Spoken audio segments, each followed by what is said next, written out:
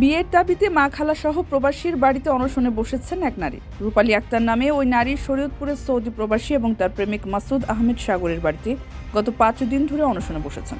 এমনকি তার সঙ্গে মা এবং খালাও অনশনে বসেছেন। জানা যায় রূপালী ও সাগর দুজনে ফুফাতো মামাতো ভাই বোন। সাগর সৌদি আরব প্রবাসী।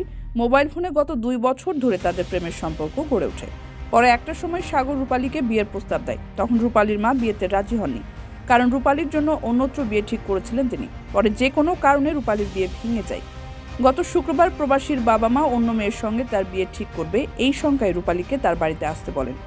প্রবাসীর মায়ের পা ধরে মাপ চাইতে বলেন, তবে এতেও সাগরের মা মেনে নিতে রাজি হননি। তাকে ঘর থেকে বের হতে বলেন। সেই নির্দেশ না মানায় সাগরের মা ও তার ভাই বোনই বাড়ি থেকে চলে যায়। জানা গেছে এখন পর্যন্ত সাগরের মা বাবা সবাই নির্বাসিত হয়ে বিভিন্ন স্থানে ঘুরে বেড়াচ্ছেন।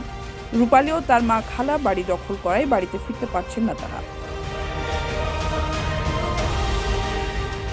কারো কাছে স্বপ্ন পূরণ, কারো আনন্দের উপলক্ষ, আবার কারো জীবন পাল্টে দেওয়ার মুহূর্ত, কখনো জীবন বাঁচাতে সর্বোচ্চ গতিতে উড়ে চলা, কারো আবেগের শেষ মুহূর্ত, আপনজনের শেষ বিদায়ে শামিল হওয়া।